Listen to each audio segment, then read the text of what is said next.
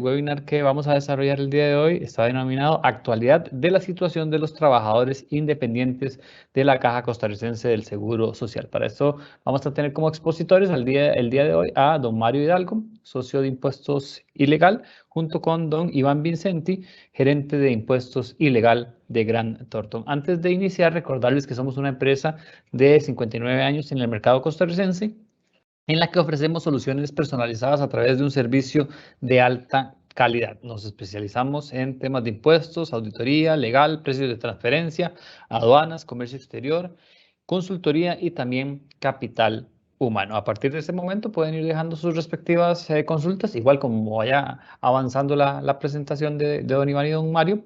para que al final de la presentación las podamos evacuar. Nada más recordarles que la próxima semana, el jueves 28 de octubre, vamos a hacer un cambio en el horario. Va a ser a las 2 de la tarde. El webinar de la próxima semana va a ser a las 2 de la tarde. Vacunación obligatoria en el contexto del respeto a los derechos fundamentales. Esto con el tema de la vacunación con respecto al COVID-19. Para esto tendremos nuevamente a don Mario Hidalgo, socio de Impuestos Ilegal, junto con Nancy Brenes, señor de Impuestos Ilegal. Recordarles que nos pueden encontrar en nuestras diferentes redes sociales como Grant Thornton Costa Rica y además en nuestro canal de YouTube como Grant Thornton Costa Rica. También los invitamos a escuchar nuestro podcast en Spotify y en Google Podcast como Café Grant Thornton. Ya tenemos 7 episodios, pueden ir escuchando todos los que hemos realizado hasta el momento. Pero para iniciar el evento del día de hoy le voy a dar la palabra a don Mario Hidalgo, socio de Impuestos Ilegal. Saludos, don Mario, buenos días. Muy buenos días a todas las personas que tienen la amabilidad de acompañarnos en esta charla informativa sobre la actualidad de la situación de trabajadores independientes. Y el día de hoy, pues, como es debido, me hago acompañar de un colega, don Iván Vincenti, quien junto con su servidor, pues estaremos llevándole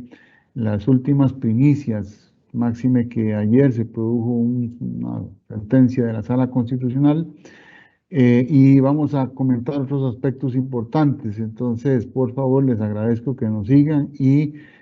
al finalizar el evento, pues estamos en la mejor disposición de atender. Don Iván, si quiere usted presentarse, adelante. Muchas gracias, don Mario, y un saludo igual para todos los que nos acompañan en la mañana de hoy. Sí, la intención es actualizar la situación que tenemos entre la Caja Costarricense del Seguro Social y su intención de atraer a este grupo de ciudadanos que realizan por su cuenta actividades de suerte tal que se pueda fortalecer el régimen de seguro social en nuestro país. Para ir adentrándonos en el tema, parte de lo que hemos sentido que es uno de los mayores temas de conflicto que se nos presentan, tiene que ver con la definición de qué es un trabajador independiente. Y esto motivado mucho por los casos concretos que atendemos, en donde hemos visto que hay una falta de precisión tanto de la propia institución como de la regulación existente en cuanto a tener claridad sobre qué vamos a entender que es un trabajador independiente. De hecho, si nos atenemos al reglamento de afiliación de trabajadores independientes, que es promulgado por la Caja Costarricense del Seguro Social, encontraríamos que una primera definición nos refiere a aquellas personas que de manera independiente realizan labores manuales o intelectuales que tienen una vinculación con un trabajo o una actividad generadora de ingresos. Este primer acercamiento presenta el problema y es uno de los temas que hemos visto que es de los que genera mayor discusión es que es una definición que no está contenida en una ley. Y el hecho de que esté en un reglamento lo hace menos permanente en el tiempo, porque los reglamentos, por su propia naturaleza, pueden ser modificados con mayor facilidad que una ley. De hecho, si nos vamos a la ley constitutiva de la Caja Costarricense del Seguro Social, encontraremos que no hay una definición, aunque sí hay una mención de la voluntad que le puso el legislador a que la Junta Directiva incorporara dentro de sus políticas a los trabajadores independientes al régimen de seguridad social. Sin embargo, no hay una precisión conceptual de cuáles son esas actividades que de manera independiente van a hacer los ciudadanos que eventualmente puedan ser considerados en esta categoría. Y esto es importante porque desde nuestra perspectiva y siguiendo un antecedente de la Sala Constitucional, las cuotas que pagan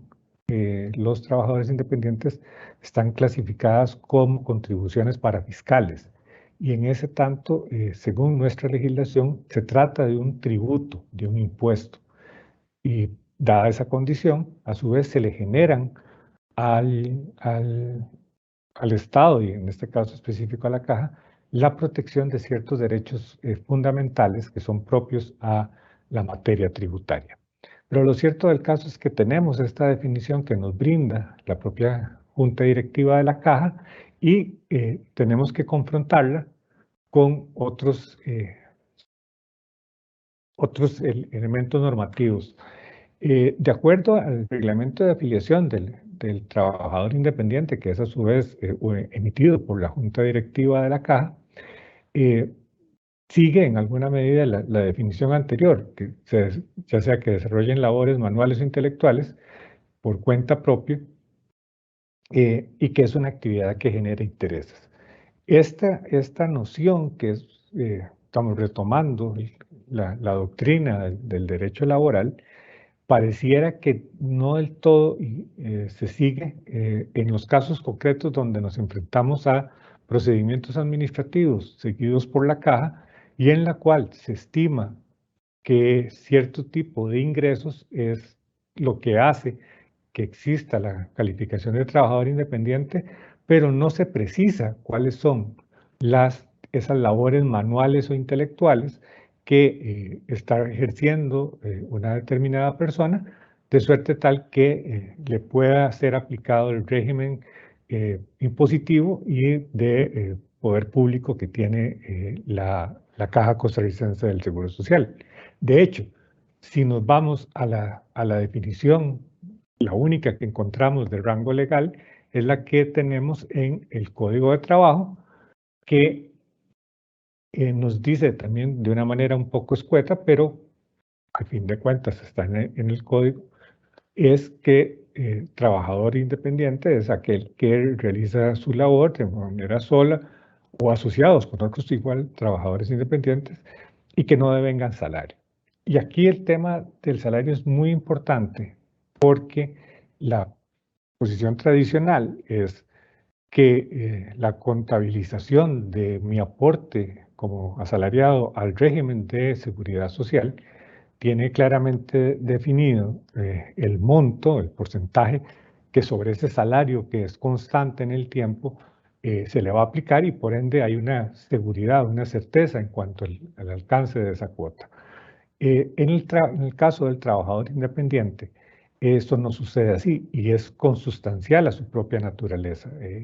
El trabajador independiente básicamente asume el riesgo de, realizando esta labor, generarse los ingresos, pero parte de una presunción de que no hay una estabilidad o que no hay una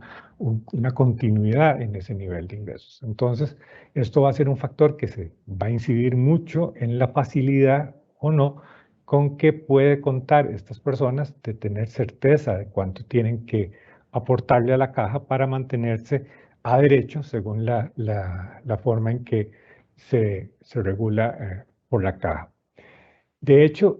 para tratar de encontrar un poco de claridad en este tema, hemos acudido incluso a la elaboración que ha hecho la Sala Segunda de la Corte Suprema de Justicia, que cabe recordar es la instancia del Poder Judicial que resuelve en definitiva los asuntos en materia laboral. Entonces, acudimos a una posición reciente, si se quiere, del año 2015, en la cual se destaca por parte de este órgano jurisdiccional los elementos que, según incluso la doctrina del derecho internacional laboral, se deben encontrar en este tipo de cosas. Y al efecto, pues vamos a ver cuáles son esos elementos que destaca la doctrina. Dentro de los que se estima incluso a nivel de la OIT, la Organización Internacional del Trabajo, los elementos que caracterizan a este tipo de trabajadores es que es propietario de su negocio, asume los riesgos financieros por la actividad que va a hacer, incluso frente a terceros, también asume el costo o la responsabilidad y el resultado de las inversiones que realice para mantenerse en su actividad.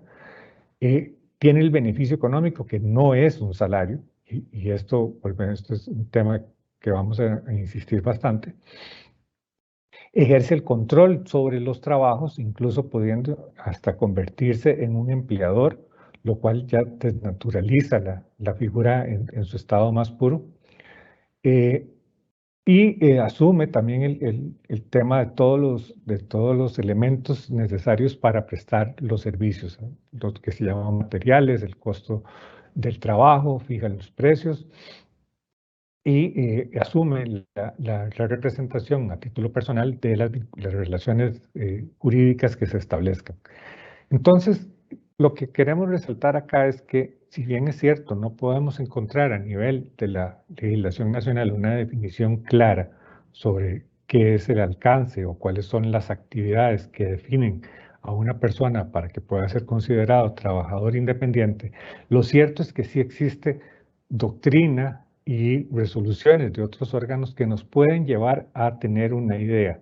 Y es precisamente el confrontar estos parámetros de interpretación lo que nos ha llevado a las discusiones que son el sustento de los problemas o los procedimientos administrativos que se han vuelto, digamos, en alguna forma de diaria discusión y que no en pocos casos igualmente le han generado malos momentos a personas que son notificadas de procedimientos seguidos por la Dirección de Inspección de la Caja Costarricense del Seguro Social y que buscan resarcirse de supuestas cuotas que se han dejado de pagar, partiendo de que ha habido un quebranto a la obligación de esta persona de inscribirse como trabajador independiente, y ello le genera no solo la obligación de cancelar cuotas pendientes, sino que además, y la parte que es económicamente más sensible, el pago de intereses por esa desatención de la obligación. Entonces, vamos a ver muy rápidamente cuáles son los sustentos en los que se fundamenta la Caja para hacer este tipo de determinaciones.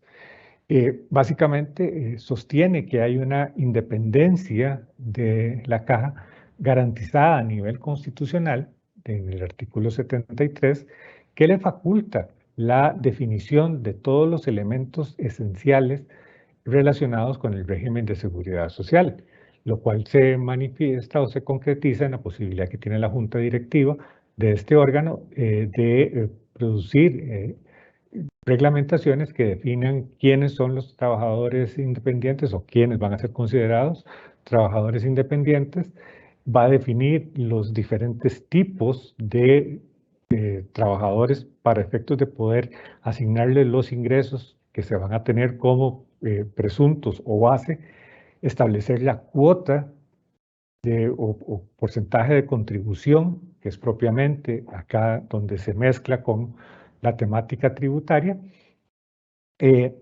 la posibilidad que tiene a su vez de modificar las cuotas en el tiempo, lo cual en este momento presenta características tales como que el porcentaje de contribución de los trabajadores independientes es de un 22,4% frente a las regulaciones propias de los asalariados normales, que no alcanza o no sobrepasa el 10%.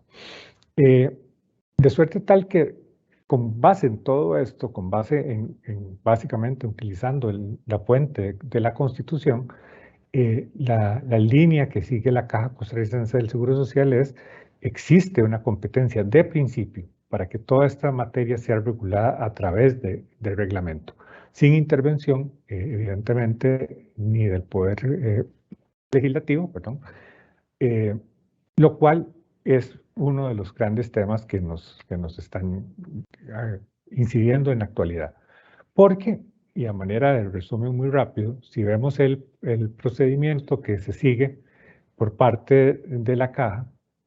encontramos que este es tal vez el principal motivo o razón por la cual se da este fenómeno de ser tomado en alguna forma por sorpresa, porque la mecánica que sigue la Dirección de Inspecciones de la Caja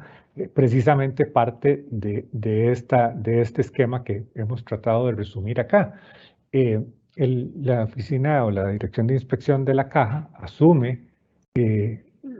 periódicamente revisión de las personas que aparecen como contribuyentes a título personal ante la Dirección General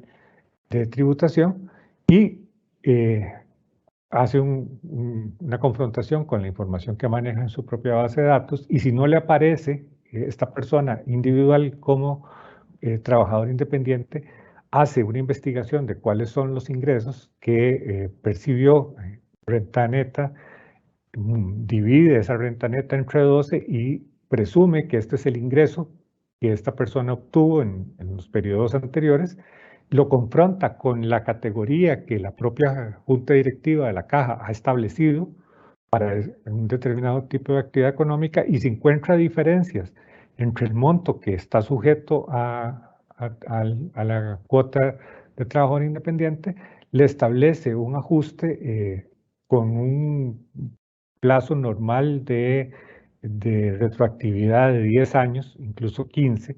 y es aquí donde se empiezan a generar las diferencias sustanciales en los montos. Una vez que la Dirección de Inspección ha hecho esta labor inicial, le da una solicitud de información a la persona, pero normalmente lo que hemos visto en la realidad es que esto, por más o menos que se le entregue información a la Caja,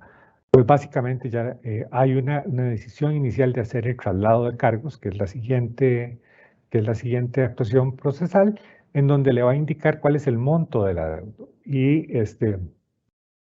es ahí donde vienen las determinaciones pecuniarias, que no en pocos casos son cifras millonarias, precisamente al tomarse la posibilidad de retrotraer el tiempo que puede hacer la estimación de cuotas dejadas de cancelar, básicamente con 10 años y en algunos hasta con 15 años de proyección. Este traslado de cargos es la posibilidad que se le da al administrado de defenderse, y básicamente lo que acá hemos discutido son los temas que mencionábamos al principio: si se está realmente en presencia de una persona que realiza una labor intelectual o manual que implique una proyección o determinación de identificar un cierto tipo de actividad, poner los recursos propios en función de esa actividad para obtener un ingreso económico. No en todos los casos eso se percibe tan fácilmente, y tal vez los temas que han llamado más la atención es personas que reciben ingresos por producto de alquileres o de rentas pasivas. En esos casos es muy difícil, o hay una línea gris muy fuerte en poder establecer que hay una verdadera actividad encaminada a ejercer el trabajo independiente de arrendador de inmuebles. Y en no pocos casos se trata de personas que tienen ese ingreso como una garantía para incluso su vejez, pero no hay una actividad consciente dirigida a planificar bienes y servicios para que eso se mantenga como un medio de ingreso permanente. Una vez que se ha dado esta primera fase donde se le permite manifestarse, vendrá después el informe de inspección, que es básicamente ya la determinación del adeudo que la caja pretende que sea redimido o pagado por la persona. Y ante esa ya actuación, que es propiamente la que genera el inicio o el establecimiento de la obligación, se establecen recursos ante la dirección de inspección, que es el de revocatoria, y eventualmente el de apelación ante la gerencia financiera. No podemos comentarles para esta actualización cuál es la posición de la gerencia financiera ante la serie de cuestionamientos que se han venido haciendo sobre las labores de la caja, por lo que don Mario les va a comentar más adelante, que es básicamente la existencia de una acción de inconstitucionalidad que ha impedido que se emitan posteriores o las resoluciones finales que le corresponden a la caja. Pero lo cierto del caso es que este es el esquema básico de actuación. Al inicio, en los primeros meses de este año, se dio una especie de actualización del tema, o se le dio mucha publicidad a un proyecto de reglamento que promovía la Caja Costarricense del Seguro Social para, digamos, de alguna forma, tratar de subsanar las críticas que se le estaban haciendo. Y esto coincide con el tema de la pandemia, que de alguna forma trajo a la palestra la discusión de si el sector informal que podría ser considerado trabajador independiente era pues un importante sector de la población, en qué medida un reglamento que está en manos de la caja, como vimos anteriormente, es la posición que asume el ente asegurador, en qué manera la redacción o la modificación del reglamento puede significar un mecanismo para facilitar una mayor incorporación de las personas que se manejan en un sector informal, y que no solo se puedan ver beneficiadas con ya una estabilidad ante el órgano asegurador, sino que además representa un beneficio junto a la atención y a la utilización de los servicios de seguridad social. Bueno, la realidad con esta propuesta de reglamento es que generó más críticas negativas que positivas. Y en forma muy rápida, pues veremos cuáles son los principales temas que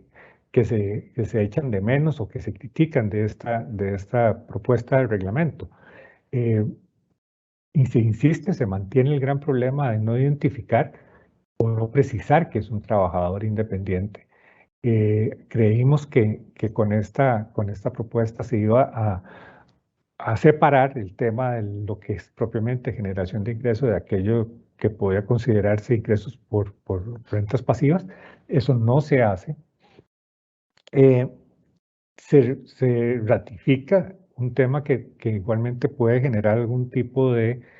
zozobra o duda, que es la competencia absoluta de la Junta Directiva para fijar los criterios básicos de esta contribución parafiscal, que es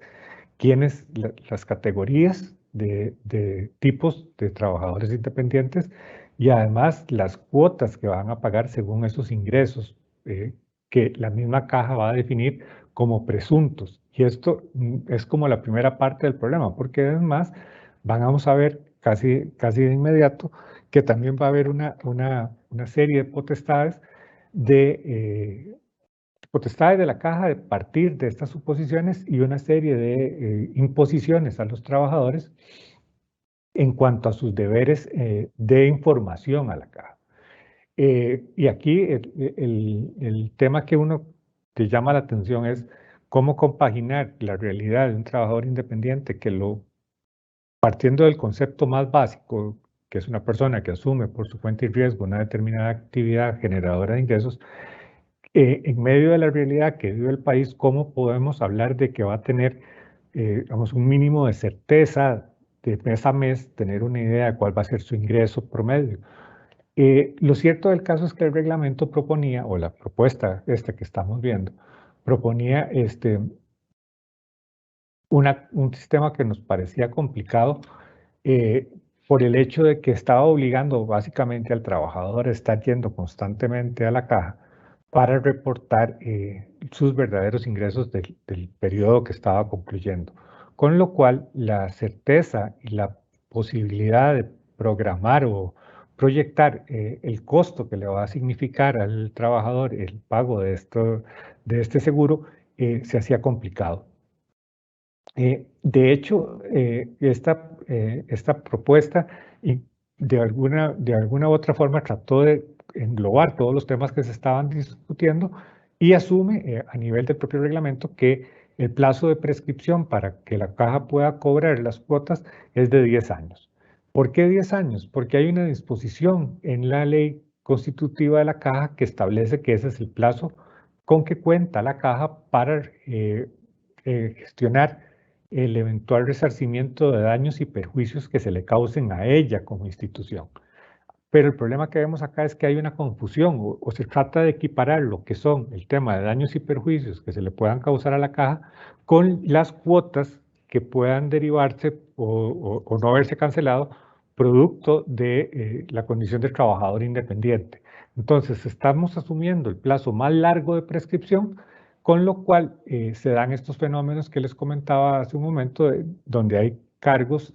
por periodos bastante amplios y a los cuales, si se les aplica intereses legales, pues generan sumas bastante altas. Igualmente, encontramos que había una poca definición de cuáles eran los beneficios a los que iban a acceder a los trabajadores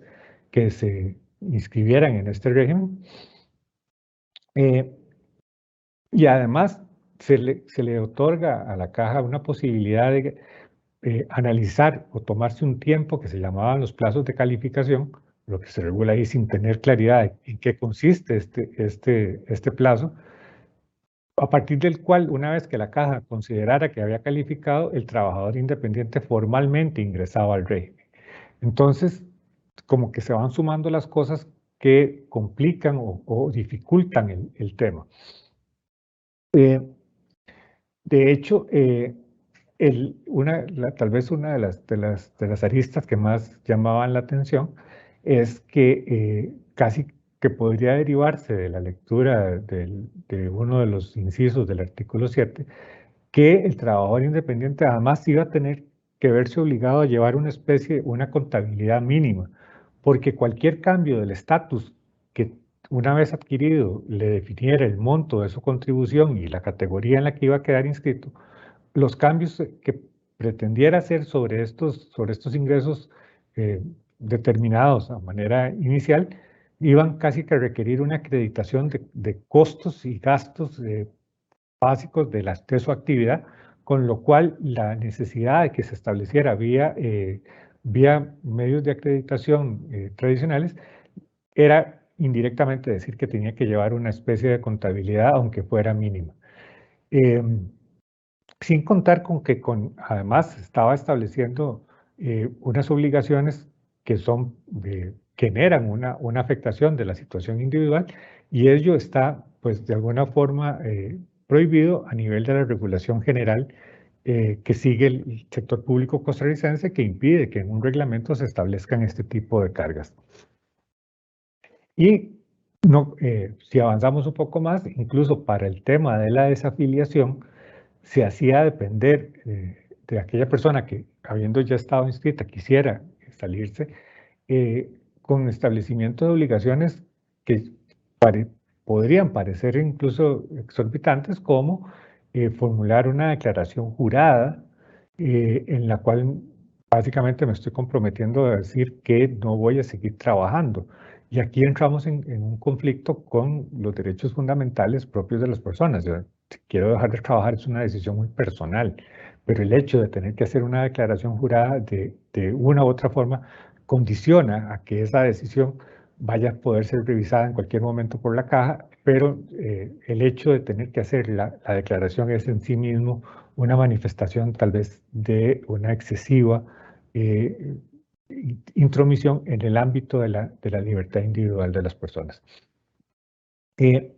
Igualmente, hay en el tema de si uno quiere, bajo este régimen propuesto, si uno quería hacer algún tipo de gestión para variar el monto que se presume es la base de mi contribución,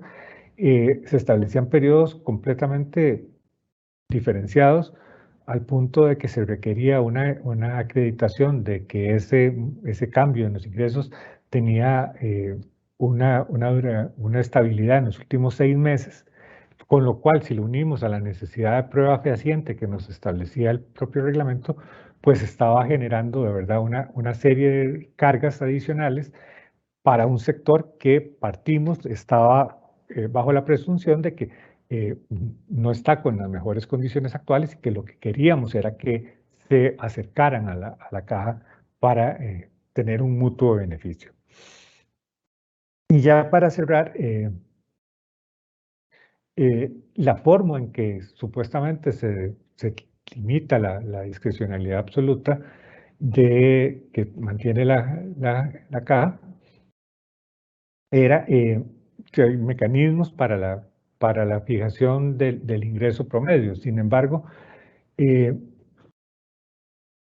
el tema de la definición de cómo me integro al régimen partía de una presunción y después la forma de variar esta presunción es con lo que veníamos comentando de esa constante obligación que se le imponía al trabajador de estar yendo a la caja a mantener una constante información y una acreditación de las modificaciones que tenían en ese nivel de ingresos. Ya para cerrar, en esta parte, el mismo reglamento establece sanciones que por tal vez una incorrecta técnica jurídica, se establecen las eventuales sanciones de las personas que incumplen esto en función de la categoría de patrono que está regulada en el reglamento para verificar el cumplimiento de obligaciones patronales y de trabajadores independientes, pero la sanción como tal es propia su cuantificación de la situación de un patrono. Y recordemos que básicamente el trabajador independiente lo menos que pueda tener es la condición de patrono para diferenciarlo técnicamente de la situación de normalidad de los asalariados o y de los patronos. Nuevamente, acá las sanciones vienen establecidas por un reglamento y ello lesiona en alguna medida el principio de legalidad que desarrolla la Ley General de la Administración Pública. Este sería, digamos, el estado hasta el día de ayer y don Mario pues, va a hacerles la actualización pertinente.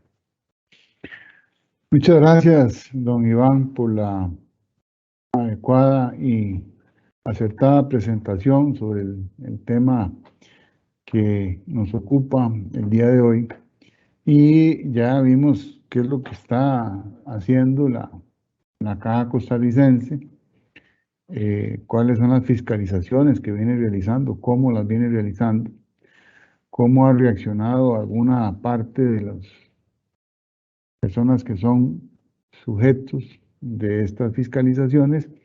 y la propuesta de reglamento, que muchos de nosotros teníamos una esperanza fijada en esa propuesta para que se aclararan los nublados del día. Sin embargo, desafortunadamente, pues como ya lo explicó don Iván de manera precisa y detallada, pues siguen estando esos nublados presentes. Y ahora, pues la prudencia aconseja ver en el ámbito constitucional cuáles son los derroteros que se han venido estableciendo, marcando por parte de la jurisdicción constitucional, porque es la que le vendría, digamos, indicando a la caja. Ahora don Iván usó una expresión fuera del evento, porque a veces hablar mal de la caja es como hablar mal de la Virgen de los Ángeles, ¿verdad? Es un tema complicado. Y en estos tiempos que corren de la pandemia y la vacunación, pues decir cosas desagradables de la institución, pues son pocos los que se atreven, ¿verdad? Y entonces hay que apostar mucho a lo que la Sala Constitucional pues nos vaya a indicar. Como bien lo adelantó don Iván, muchos de esos procedimientos que los contribuyentes a esta contribución parafiscal han venido planteando ante las instancias administrativas, hoy día se ven detenidas por una acción de inconstitucionalidad que fue acogida por la Sala Constitucional, presentada por el Colegio de Abogados, en donde fundamentalmente se defienden los principios constitucionales de lógica y razonabilidad jurídica, así como la garantía de reserva de ley en materia tributaria, por muchos de los temas que se explicaron anteriormente en este evento, ¿verdad? De que por mecanismos o fuentes secundarias a la ley se están estableciendo elementos esenciales para el cobro de esta contribución parafiscal, su gestión y fiscalización,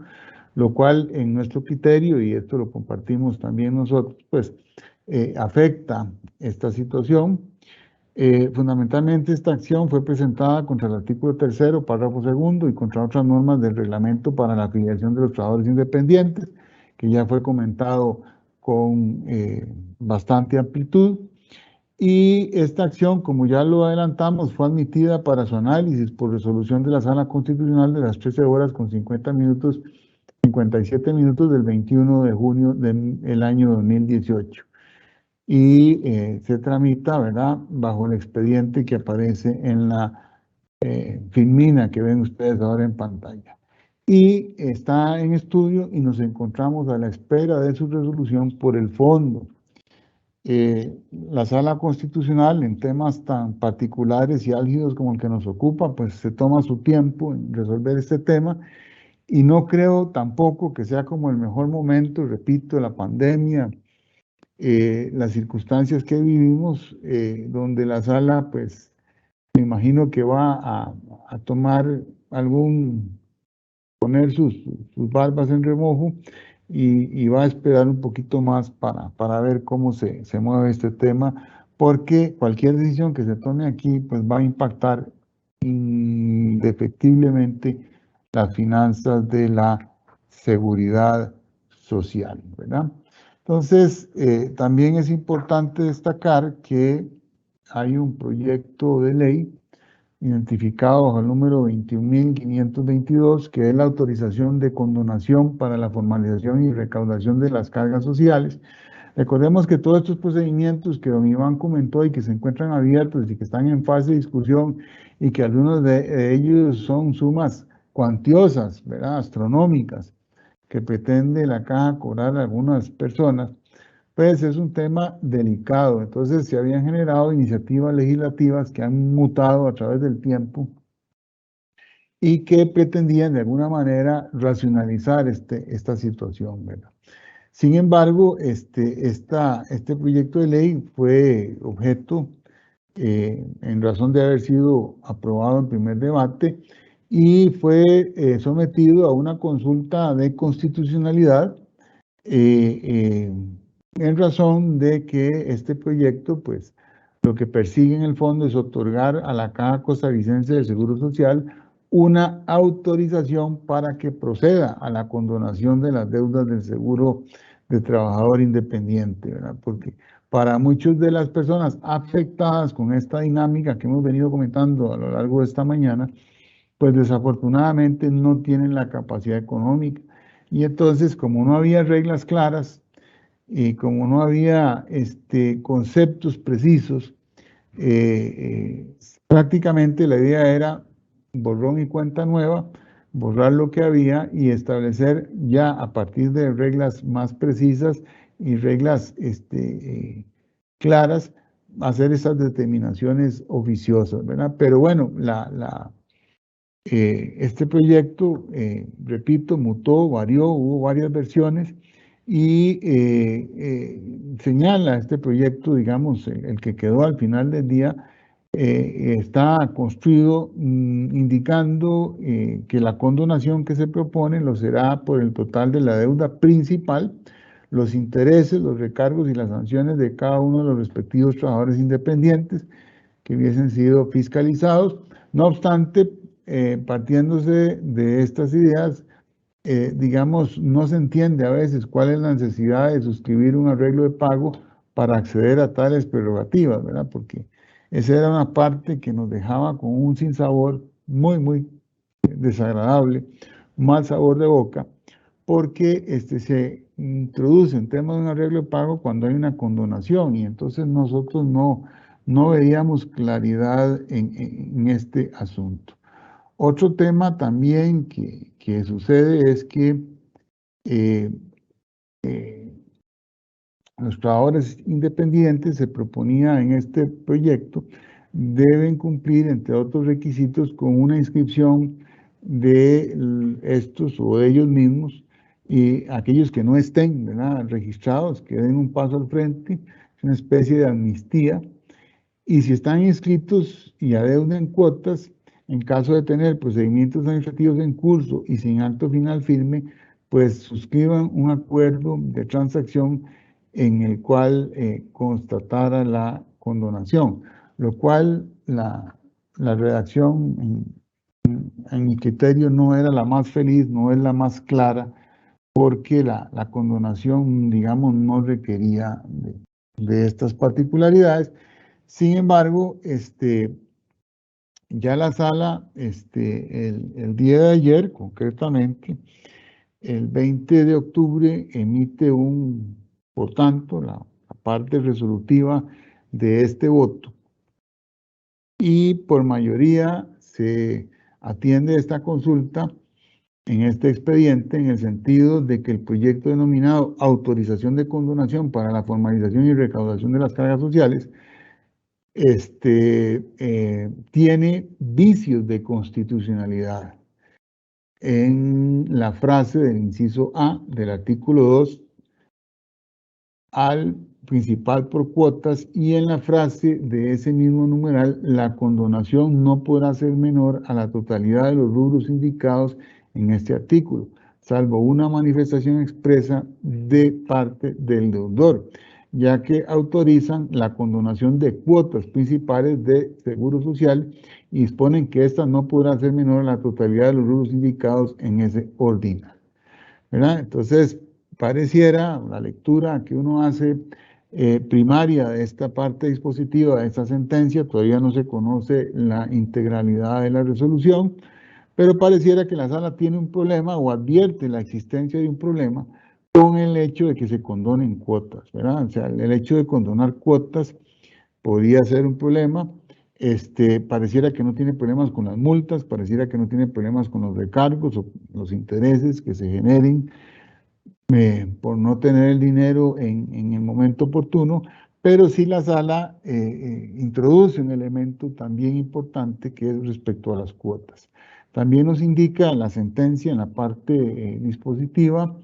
que la frase del numeral 5, las cuotas del seguro de invalidez, vejez y muerte que sean condonadas no generan derechos ni beneficios individuales relacionados con estas, y estima que esto es inconstitucional en cuanto, entiende la sala, regula la condonación de cuotas principales del Seguro Social a los trabajadores independientes, toda vez que tal condonación es justamente contraria a la Constitución política. Entonces se reafirma, ¿verdad?, el problema de que se hayan condonado cuotas. Y esto va muy en línea con la posición que históricamente ha mantenido la Sala Constitucional cuando hay amnistías, ¿verdad? Recordemos que lo que se ha dicho históricamente es que el Estado costarricense no puede negociar, no puede transigir sobre el monto de los tributos, lo puede hacer respecto a las consecuencias por el no pago de los tributos, pero en este caso que se trata de una cuota parafiscal de raigambre constitucional, la sala mantiene la misma postura que ha hecho en el pasado y entiende que no podría ser en ningún caso objeto de una condonación, es decir, no se puede permitir que la caja autorice la condonación de las cuotas, no así las consecuencias correspondientes. Es importante destacar también, ¿verdad?, que esta sentencia se da con unas manifestaciones un poco divididas, hay razones adicionales, ¿verdad? Y hay diferentes magistrados que ponen notas separadas, es decir, parece que no hay una absoluta unanimidad en el criterio, aun cuando se logra un voto que llega a esa conclusión. Sí hay otros elementos que se declaran parcialmente constitucionales. El hecho de que se autorice la Caja de Seguro para que condone además las multas, recargos, intereses. El principal en los términos que está consignado en el artículo 2 del proyecto de ley, siempre y cuando haya una justificación objetiva y razonable. Entonces vean que hay criterios encontrados y que esto fue un tema que toma a los magistrados con posturas diferentes, se logra un voto de toda conformidad en lo que es el tema de la condonación de las cuotas, pero vean que hay temas que están controvertidos y que pareciera que dependerían de la integración de la sala para leer una posición de unanimidad. Ahora, ¿qué está pendiente en la Caja Costarricense de Seguro Social, ¿verdad? Entonces ya tenemos una primera conclusión. Tenemos a la sala todavía que no se ha pronunciado sobre la inconstitucionalidad que se planteó. Tenemos esta consulta de constitucionalidad que fue evacuada el día de ayer, conocemos su parte dispositiva, donde la sala constitucional lo que nos indica es que pareciera que hay reparo de carácter constitucional en el que se puedan condonar cuotas, ¿verdad? Que yo lo que hubiese entendido era que pues había algún grado de dificultad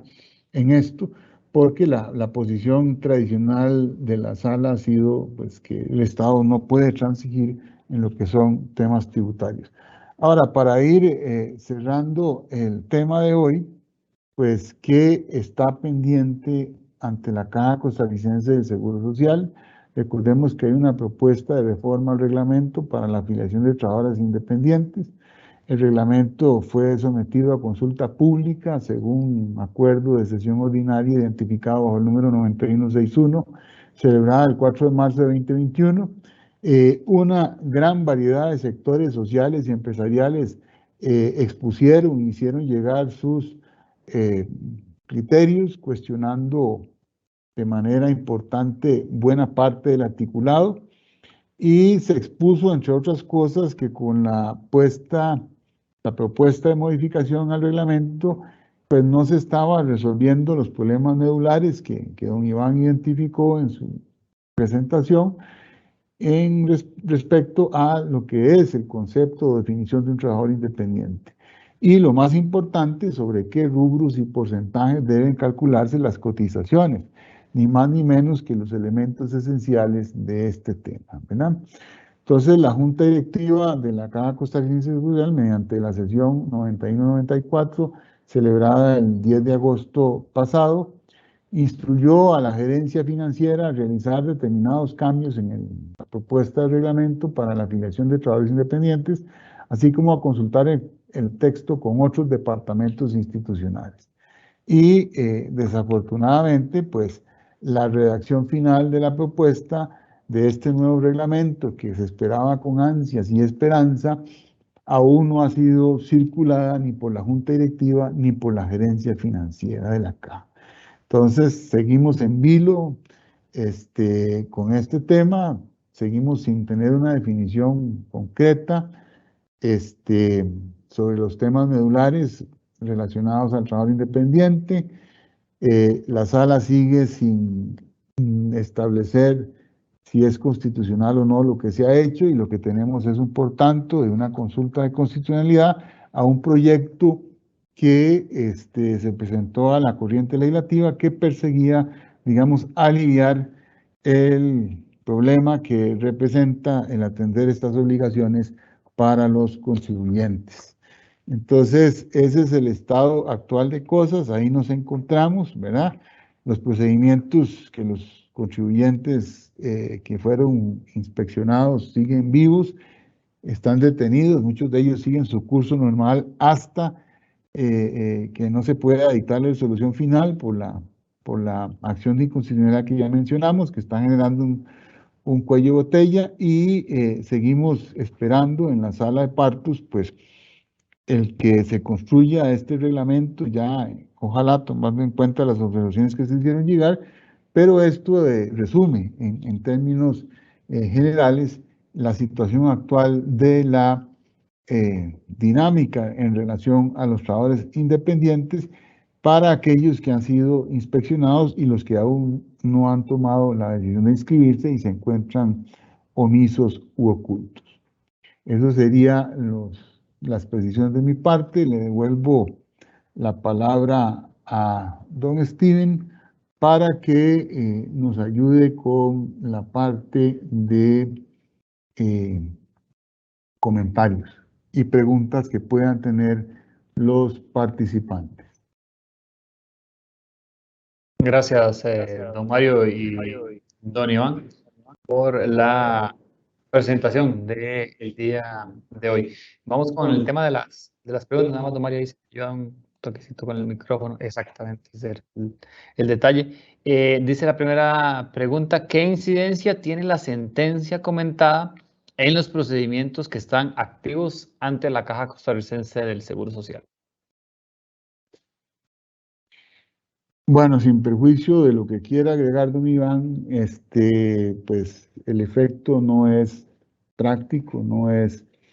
atendible, porque estos procedimientos lo que están haciendo es impugnando las actuaciones de la Caja por no haber o ser contrarios a la legalidad, por no tomar en cuenta un procedimiento de determinación que considere los gastos asociados a la actividad y porque se han incluido manifestaciones de ingreso, de riqueza, que no son propias del trabajador independiente. Ninguno de estos tres temas los aborda el proyecto que fue consultado a la sala, que como ya indicamos, lo que persigue es la condonación, una especie de amnistía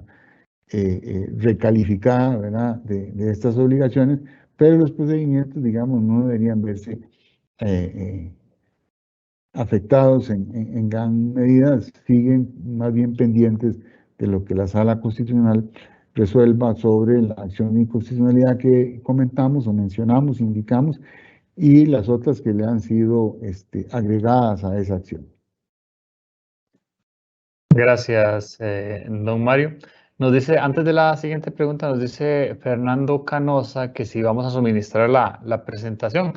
A Fernando sí, y a todos los que estén interesados, ahí les dejamos el correo. Es comunicación, sin la tilde, para que tengan ese cuidado, porque si no les puede rebotar, comunicación@cr.gt.com. Ahí nos mandan un correo y nosotros les enviamos la presentación y también el video de este webinar de manera completa por si lo quieren repasar. Otra de las consultas dice: ¿en qué estado se encuentra la propuesta de reglamento comentado durante la exposición?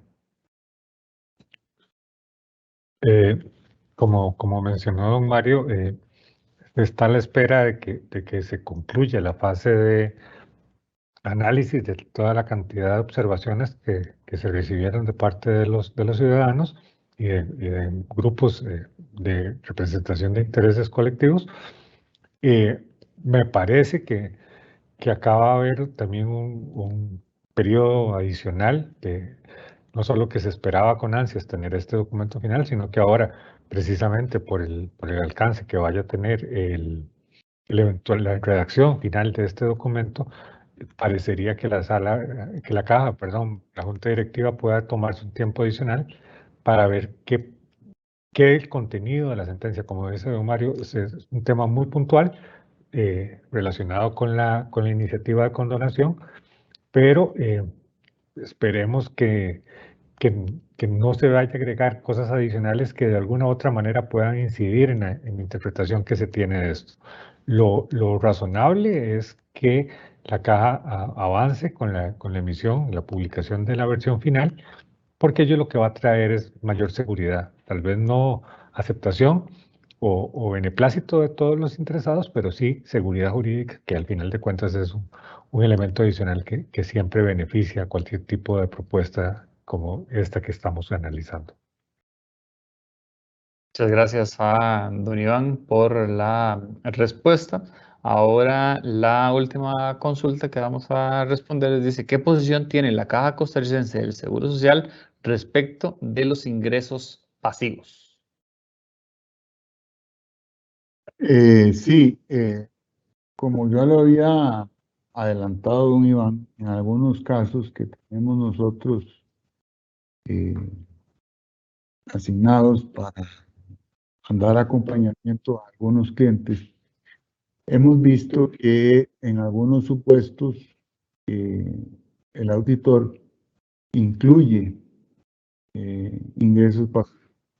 entiéndase intereses, entiéndase dividendos. Pero también en otros procedimientos, paradójicamente, en otras jurisdicciones, aunque Costa Rica no es un estado federado, pero pareciera que lo es, hay otras jurisdicciones que entienden que los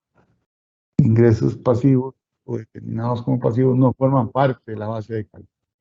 Entonces, tenemos casos de los dos tipos, ¿verdad? Unos donde se incluyeron y otros donde no. Pero la mayoría es que se ha entendido que los ingresos pasivos conforman parte o llegan a quien los perciba, lo convierte en un trabajador independiente a los ojos o a la luz de la Caja Costarricense del Seguro Social.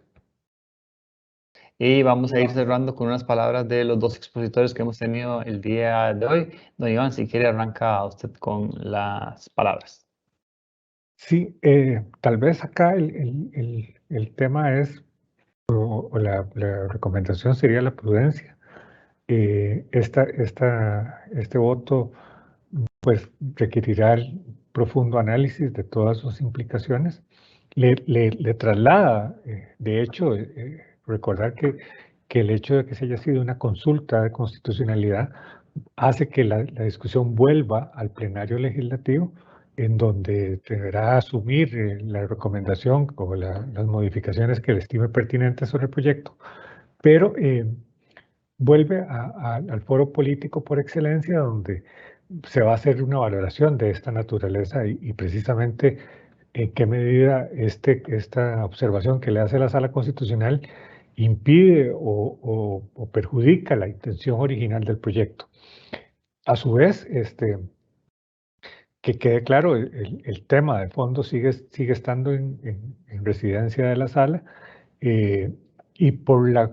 precisamente por el tema de la configuración, uno no podría atreverse a concluir que ya la línea que se sigue en esta resolución del proyecto de ley es la que va a imperar en la resolución de la acción. Entonces, en ese sentido, digamos, seguimos con los temas en discusión, y ahora nada más añadido el tema de que pareciera, por lo menos del por tanto, que las cuotas no serán posibles de ser incluidas en ningún tipo de condonación o tratamiento especial. Gracias, don Iván. Ahora vamos a escuchar las palabras de cierre de don Mario Hidalgo, socio de impuestos ilegal de Gran Thornton. Adelante, don Mario. Sí, muchas gracias. Y gracias a las personas que nos han acompañado a lo largo de esta transmisión y este intercambio de ideas. Efectivamente, la sentencia que se produce el día de ayer, pues, no arroja mucha luz en los procedimientos que tenemos. Lo único, como dijo Iván, que pareciera estar claro ahorita, es que no puede en ninguna iniciativa de ningún tipo incluirse la posibilidad o probabilidad de que la propia caja condone cuotas dejadas de pagar. El tema es que la pregunta sigue siendo la misma: ¿cómo fue que nacieron esas cuotas? ¿Cómo fue que se determinaron? Entonces, esto sigue sin respuesta, ¿verdad? Si están bien o no hechas esas fiscalizaciones. Lo que se quería un poco con la condonación era, pues, eliminar esas cuotas que nacieron de manera cuestionable o irregular, digamos, a la vida jurídica, pero lo cierto del caso es que sí va a tener que revisarse el tema original. Y eso estamos expectantes y estamos esperando que se resuelva. Gracias, don Mario, muy amable por su cierre de esta exposición que hemos tenido el día de hoy. Recordarles que el próximo jueves a las 2 de la tarde tendremos el tema vacunación obligatoria en el contexto del respeto a los derechos fundamentales. Esto a cargo de don Mario Hidalgo, socio de Impuestos Ilegal, junto con Nancy Brenes, señor de Impuestos Ilegal de Grant Thornton. Recordarles que nos pueden encontrar en las redes sociales como Grant Thornton Costa Rica. Nuestro canal de YouTube también está disponible para ustedes con todos los webinars, también videos explicativos de diversos temas y lo pueden encontrar como Grant Thornton Costa Rica. Y también los instamos a escuchar nuestro podcast en Spotify y también en Google Podcast denominado Café Grant Thornton. Ahí tenemos ya 7 episodios de temas variados y nos pueden acompañar. De parte de nosotros en Grant Thornton, esperamos que tengan un bonito día.